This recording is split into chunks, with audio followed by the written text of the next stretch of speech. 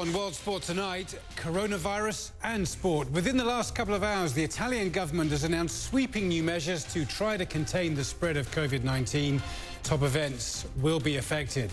So what does all of this mean for the Olympics in Tokyo? While the organisers say that it is business as usual, this Japanese surfer will give us the athlete's perspective.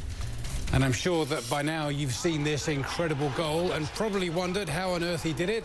Fortunately, the man himself is on the show to tell us.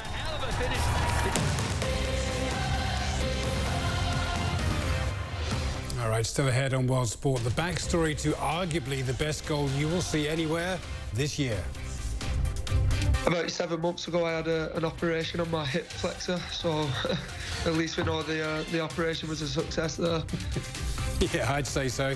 Next on World Sport, Jordan Flores will tell us how on earth he did that.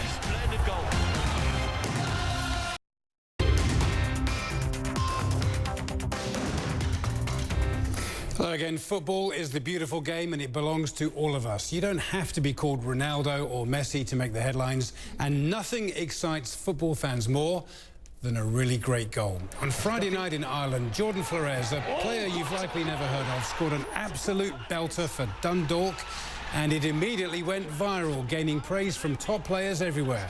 It was also quickly tipped as a candidate for the Puskás Award. That's the prize given by FIFA for the best goal in the world. I caught up with Jordan earlier and we began by discussing his reputation for scoring only great goals. Yeah, that's probably true. I wouldn't mind a few tap-ins as long as I score, but yeah, it seems to be the case that it's always a spectacular goal when I score it. So talk me through this goal that you scored last week against Shamrock. Describe the build-up to the goal. What were you thinking? Usually I go out short for corners, and I'm maybe usually the corner taker. I scored a goal against Cork City the week before, which was a decent goal, so we thought it'd be better for me to be on the edge of the box in case something dropped down to me. And then we kind of worked on a set piece where Michael Duffy would float it to the back post, and you know, I'd get a chance from that. The day before in training, we was practicing the set piece, and it was kind of landing on my head, but I was missing the target. So when that ball dropped to me on Friday, I thought I'm just going to volley it instead, and yeah, that happened. I've watched it so many times now, and I can't quite wrap my head around how you were able to do it, because it seemed to kind of land kind of behind you. It was perhaps higher than you would like in your strike zone. I mean, what do you think? Was it perfect for you? Yeah, at the time, it didn't really seem that I lifted my leg that high, to be honest. Don't know, I just got a good connection to it, and yeah, that's all I was looking for, a good connection, and thankfully it went in. So how did it feel as soon as it left your laces? What were you thinking? Well, because my head was kind of near the floor, by the time I looked up, it was in the net. When was the first time you saw the goal back, and what did you think? I watched it as soon as I got my phone on, yeah, because all the notifications were coming through, and it was a lot different to how I thought it was. I thought the ball was a lot lower, and I didn't realise I'd lifted my leg up that high, so yeah, it probably looks better on camera than it did in my head. Now that you've seen it back, how do you appraise it?